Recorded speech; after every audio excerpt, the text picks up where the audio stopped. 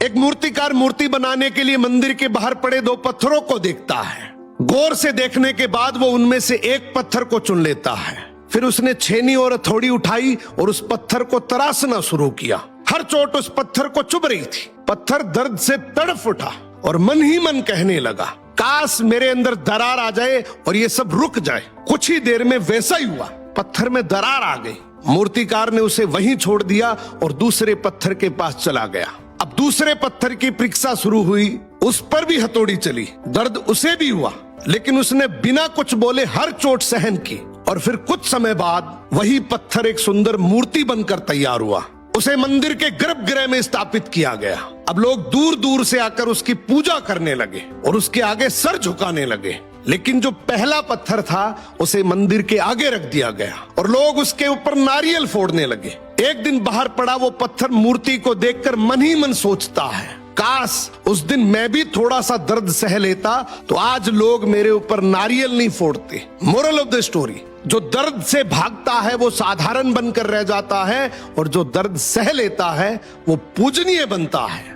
दुनिया में सबसे पहले दारू बनाने की भट्टी एक बरगद के पेड़ के नीचे लगी थी। उस पेड़ पर एक तोता और एक कोयल का बसेरा था, जबकि पेड़ के नीचे अक्सर एक शेर और एक सुअर आराम करने आया करते थे। दारू बनाने के पहले ही दिन भट्टी में आग लग गई, जिससे कोयल, तोता, शेर और सुअर जलकर राख हो गए। कहते हैं कि चारों की आत्मा हमेशा के लिए दारू में समा गई। अब नतीजा ये हुआ कि 2 पैक के बाद कोयल की आत्मा का असर शुरू होता है और मुँह से मीठी मीठी बातें अपने आप निकलने लगती है। तीसरे पैक के बाद तोते की तरह एक ही बात बार बार दोहराने की आदत शुरू हो जाती है। चौथे पैक के बाद शेर की आत्मा हावी हो जाती है और आदमी खुद को मोहल्ले का दादा समझने लगता है। फिर जैसे ही अगला पैक अंदर जाता है, सुअर की आत्मा जाग उठती है और उसके बाद क्या होता है ये तो आप भी अच्छी तरह जानते हैं। आदमी सीधा नाली में पहुंच जाता है।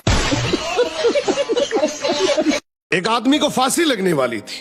तभी राजा ने उसे कहा कि मैं तुम्हारी जान बख्श दूंगा अगर तुम मेरे एक सवाल का जवाब दे सको। सवाल था, आखिर औरत चाहती क्या है? उसने कहा, अगर मुझे थोड़ा समय मिल जाए तो मैं इसका जवाब ढूंढ सकता हूँ। राजा ने उसे 1 साल की मोहलत दे दी। वो जगह जगह घूमता रहा, बहुत से लोगों से मिला, लेकिन उसे कोई संतोषजनक जवाब नहीं मिला।